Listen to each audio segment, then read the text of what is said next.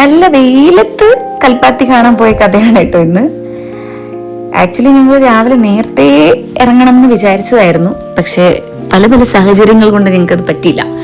അപ്പൊ വെണ്ണിലക്കുട്ടിയുടെ കൂടെ ഒരു ഡേ കൽപ്പാത്തിയിലാവട്ടെ ഇന്നത്തെ ദിവസം. ഓക്കെ ഗൈസ്, അപ്പൊ ഞങ്ങൾ രാവിലെ ഒരു 10 മണിയോട് അടുപ്പിച്ചാണ് അവിടെ എത്തിയത്. അപ്പോൾ അറിയാലോ, പാലക്കാടാണ്. പാലക്കാടിന്റെ ചൂട് നമുക്ക് ഊഹിക്കാവുന്നതിലും അപ്പുറമാണ് ഇപ്പോൾ, പൊള്ളിക്കൊണ്ടിരിക്കുകയാണ്. അപ്പൊ ഞങ്ങളൊന്ന് നടന്നു കണ്ടു. ആൾക്ക് വലിയ ക്ഷീണമൊന്നും ഉണ്ടായിരുന്നില്ല കേട്ടോ. അവൾ ഓടി നടന്ന് കാണായിരുന്നു. റോഡിൽ വണ്ടി വരുന്നതൊക്കെ ഭയങ്കര എക്സൈറ്റ്മെന്റോടെ ഇങ്ങനെ കണ്ട് ഓടി ഓടി നടക്കായിരുന്നു. അങ്ങനെ ഞങ്ങൾ അവിടെ ഒന്ന് ജസ്റ്റ് ഒന്ന് നടന്ന ശേഷം കൽപ്പാത്തി സ്വീറ്റ്സിൽ കയറി കുറച്ച് സാധനങ്ങളൊക്കെ വാങ്ങിച്ചു. ചേച്ചിക്കും ചേട്ടനും കുറച്ച് കൊണ്ടാട്ടങ്ങളും. അവിടെ എത്തിയതും അവൾക്ക് മുറുക്ക് വേണമെന്നായി. അങ്ങനെ മുറുക്കൊക്കെ വാങ്ങിച്ച് ഒരു ഉണ്ണിയപ്പം കഴിച്ചിട്ട് ഞങ്ങൾ നേരെ ഒരു ഫിൽറ്റർ കോഫി കുടിച്ചിട്ട് ബാക്കി കറങ്ങാമെന്ന് കരുതി പോയി. ഒരു വാങ്കോ ഫിൽറ്റർ കോഫി എന്ന് പറഞ്ഞൊരു കടയിലേക്കാട്ടോ പോയത്. നല്ല സ്ട്രോങ് ആയിട്ടുള്ള ഫിൽറ്റർ കോഫിയും കുടിച്ച് അവിടെ അമ്പലത്തിൽ പോയി. നമ്മൾ കുണ്ടമ്പലം എന്നാണ് പറയുക. അവിടെ കുറേ സ്റ്റെപ്സ് ഉണ്ട്. സ്റ്റെപ്സ് കണ്ടതും ആള് ഭയങ്കര കളിയായിരുന്നു. അമ്പലം റിനോവേഷൻ ആയതുകൊണ്ട് നമുക്ക് അവിടെ കയറാൻ പറ്റിയില്ല. പിന്നെ ഈ യാത്രയുടെ തന്നെ ഒരു എക്സൈറ്റിംഗ് ആയിട്ടുള്ളൊരു ഭാഗമാണിത്. നമുക്ക് 90 വർഷം പഴക്കമുള്ളൊരു അഗ്രഹാരം കാണാൻ പറ്റി. പുറമേന്ന് കാണാൻ വളരെ ചെറുതാണെങ്കിലും അകത്തോട്ട് ചെല്ലുമ്പോൾ ഇഷ്ടം പോലെ സ്പേഷ്യസ് ആയിട്ടുള്ള എല്ലാത്തിനുള്ള റൂമുകളും സൗകര്യങ്ങളും ഉള്ളൊരു വലിയൊരു തറവാടായിരുന്നു കേട്ടോ അത്. നമ്മൾ ഇപ്പോഴത്തെ വീടുകളിലൊന്നും പൂജാമുറി എന്ന് പറഞ്ഞൊരു അതിന് സ്പെഷ്യലായിട്ടൊരു മുറിയൊന്നും നമ്മൾ കണ്ടിട്ടില്ല.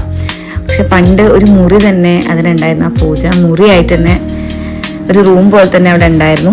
പിന്നെ ഭക്ഷണം കഴിച്ചാൽ റെസ്റ്റ് എടുക്കാൻ പറ്റുന്നത് ഇങ്ങനത്തെ കുറച്ച് സ്പേസസ് ഉണ്ടായിരുന്നു. നല്ല രസമായിരുന്നു അവിടെ ഇരിക്കാൻ വേണ്ടിയിട്ട്. ഒരു ഫാനും ഇട്ട്, അല്ലെങ്കിൽ പണ്ട് ഈ വിശറിയൊക്കെ ഉണ്ടാവുമല്ലോ, വിശറി വെച്ച് വീശി ആ ആട്ടുതൊട്ടിൽ കിടന്നാൽ തനിയെ നമ്മൾ ഉറങ്ങിപ്പോവും. ബിക്കോസ് അതിനുള്ളിൽ തണുപ്പായിരുന്നു. പുറമേ നല്ല ചുട്ടുപൊള്ളുന്ന വെയിലാണെങ്കിലും അകത്തോട്ട് ഭയങ്കര തണുപ്പ് തന്നെയായിരുന്നു. പിന്നെ അടുക്കളയോട് ചേർന്നുള്ള കിണറും ആട്ടുകല്ല് അങ്ങനത്തെ പല പല സാധനങ്ങളും അവിടെ തന്നെ ഉണ്ടായിരുന്നു കേട്ടോ. പണ്ടൊക്കെയാണ് ഇങ്ങനത്തെ സൈക്കിൾ കാണുന്നത്, ഇപ്പോ വളരെ കുറവാണ് കാണുന്നത് അല്ലെ. പിന്നെ സാധനങ്ങൾ സൂക്ഷിച്ചു വെക്കുന്ന പത്തായം. വീണ്ടും അകത്തോട്ട് ചെല്ലുന്തോറും നമുക്ക് വലിയൊരു പറമ്പാണ് കേട്ടോ ഉണ്ടായിരുന്നത്.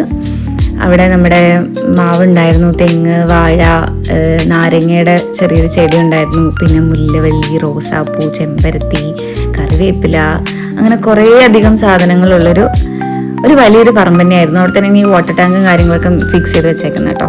പിന്നെ ഒരു കിണറുണ്ട്. അത് ചെടികളൊക്കെ വന്ന് എന്താ പറയാ, അത് യൂസ് ചെയ്യാൻ പറ്റില്ല, അങ്ങനത്തെ ഒരു രൂപത്തിലാണ് കിടക്കുന്നത്. അങ്ങനെ ഞങ്ങൾ അവിടെ പറമ്പിലും ഒക്കെ നന്നായിട്ട് എൻജോയ് ചെയ്തു. ആളും ഭയങ്കര എക്സൈറ്റഡ് ആയിരുന്നു. തനിയും എല്ലായിടത്തേക്കും പോയി വിസിറ്റ് ചെയ്ത് കാണാനൊക്കെ ഭയങ്കര ഉത്സാഹത്തിലായിരുന്നു. ഭയങ്കര ഹാപ്പി ആയിരുന്നു വെണ്ണിലക്കുട്ടി. അങ്ങനെ ഇതിനപ്പുറത്ത് ഒരു പുഴയാണ് കേട്ടോ, നമ്മുടെ കൽപ്പാത്തി പുഴ തന്നെയാണ്. അപ്പൊ അത് കാണിക്കാൻ വേണ്ടിയിട്ടുള്ള വാശിയാണിത്. അപ്പൊ ആളെ എടുത്ത് കാണിച്ചു കൊടുത്തു. അങ്ങനെ ആളും ഹാപ്പി, ഞങ്ങളെല്ലാവരും ഹാപ്പി. ഇത് അൺഎക്സ്പെക്റ്റഡ് ആയിട്ട് കിട്ടിയൊരു അവസരമായിരുന്നു കേട്ടോ ഇങ്ങനെ ഒരു തറവാട്ടിൽ കയറാൻ പറ്റുന്നത്. ഞങ്ങൾ നന്നായിട്ട് അത് എൻജോയ് ചെയ്തു. അവിടെ ഡാൻസ് പഠിപ്പിക്കുന്നുണ്ട്. അപ്പോൾ ആളതെടുത്ത് കൊട്ടിക്കൊണ്ടിരിക്കുകയാണ് കേട്ടോ. വീഡിയോ ഇഷ്ടമായിട്ടുണ്ടെങ്കിൽ like, share and subscribe. Thank you.